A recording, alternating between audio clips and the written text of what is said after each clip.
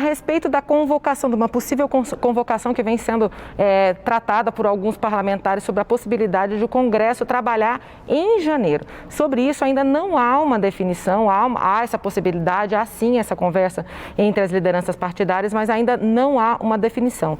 A gente sabe que normalmente o Congresso ele entra em recesso, né, nas últimas semanas de dezembro e fica janeiro em recesso, voltando a trabalhar em fevereiro, na primeira semana de fevereiro, né? E a gente lembra que a primeira semana de fevereiro do ano que vem será a escolha do novo presidente da Câmara dos Deputados e do novo presidente do Congresso Nacional, que é o presidente do Senado Federal.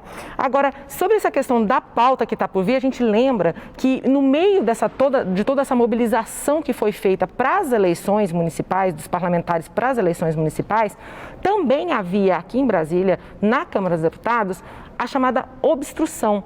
O que é isso? Os partidos eles estavam se recusando a votar qualquer coisa, e aí por diferentes motivos. Dois principais. Primeiro, não há acordo sobre o comando da Comissão Mista de Orçamento. Cristiano Noronha até falou agora há pouco. O orçamento, na verdade, ele nem começou, o orçamento do ano que vem, né, o orçamento público, ele nem começou a ser avaliado ainda pelos parlamentares. E o cronograma está bem atrasado. Há uma disputa no comando de quem é que vai presidir esta comissão, que é a comissão mais importante do Congresso Nacional. Por que ela é a mais importante do Congresso Nacional? Porque a Comissão Mista de Orçamento passa todo o orçamento público federal passa por lá. Então, por mais que sejam necessários acordos e por mais que o orçamento seja engessado, precisa do aval da comissão, precisa do aval dos parlamentares que estão lá e depois, posteriormente, do aval do plenário do Congresso Nacional para que esse orçamento seja colocado em prática.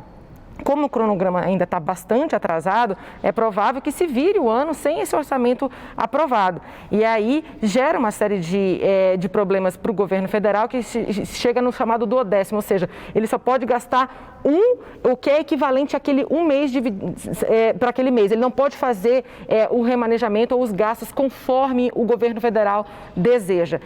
Então há aí uma pressão, há ainda disputa. Esse motivo ainda não foi solucionado. Essa disputa no comando da Comissão Mista de Orçamento, que está entre o deputado Elmar Nascimento e a deputada Flávia Arruda, né, Elmar Nascimento do Democratas e Flávia Arruda do PL, essa disputa ainda não foi resolvida.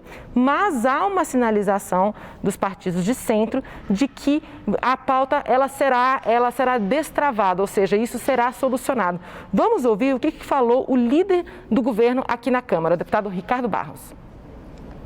Vencemos a votação da BR do Mar, o projeto da cabotagem, que está trancando a pauta já há bastante tempo, o relatório do deputado Gurgel, e avançarmos na negociação de demais matérias, Banco Central Independente, da questão dos projetos de lei que tratam dos fundos públicos e da renegociação com os estados, e avançarmos também em pautas importantes para a questão econômica do Brasil.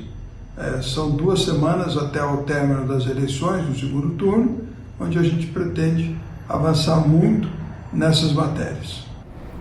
Como eu disse, essa é a intenção do líder do governo aqui na Câmara. No entanto, esse impasse sobre a Comissão Mista de Orçamento ainda não foi resolvido, tá?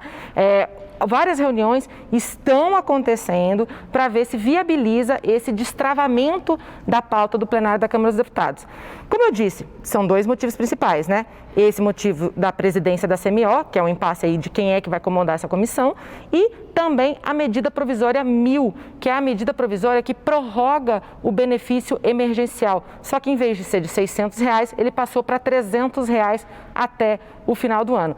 A gente já falou desse benefício emergencial aqui em alguns momentos, mostrou como ele foi importante esse ano na questão da manutenção da renda por causa da pandemia, e há uma disputa muito grande sobre a questão do valor dele, porque parte dos parlamentares não concorda que esse valor tenha sido diminuído para R$300.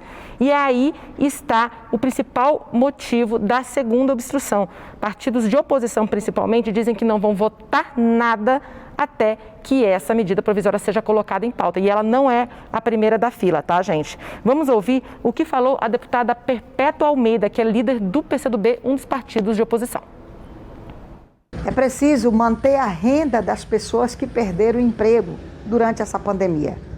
E para isso, nós da oposição queremos votar a medida provisória 1000, porque o governo cortou pela metade o auxílio emergencial. Esse é o principal motivo de nós da oposição estarmos fazendo obstrução.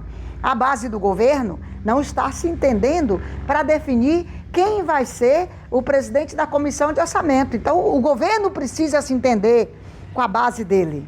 Por outro lado, o governo quer votar o projeto de lei da cabotagem, que desmonta toda a indústria naval do país.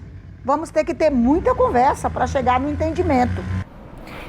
Então, o PT, que é a maior bancada de oposição aqui na Câmara dos Deputados, disse que pode abrir uma brecha nessa obstrução se for colocada a proposta de emenda à Constituição que estabelece um percentual mínimo de assentos, de cadeiras, de vagas nos legislativos para as mulheres.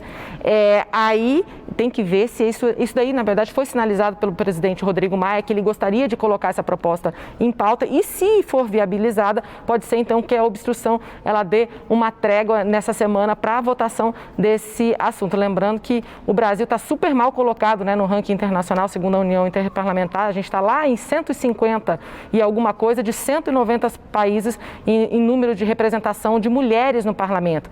Apesar da gente ser mais da metade da população, as mulheres não são nem 15% das parlamentares, né, das vereadoras, das deputadas no país. Bom, gente, lembrando, falando só um pouquinho sobre o auxílio emergencial, só mais uma observação. Como eu disse, a medida provisória que trata do benefício emergencial, ela é a quinta da fila das medidas provisórias. Isso considerando só as medidas provisórias que não tratam de dinheiro, de crédito adicional, ou seja, de adicionar dinheiro ao orçamento por causa da pandemia. Então, vale aí ver quais serão os acordos que vão ser selados durante essa semana entre as lideranças, entre o presidente Rodrigo Maia, qual vai ser a definição. Até o momento, ainda não foi divulgada a pauta de votação da Câmara dos Deputados e nem do Congresso Nacional. Aline.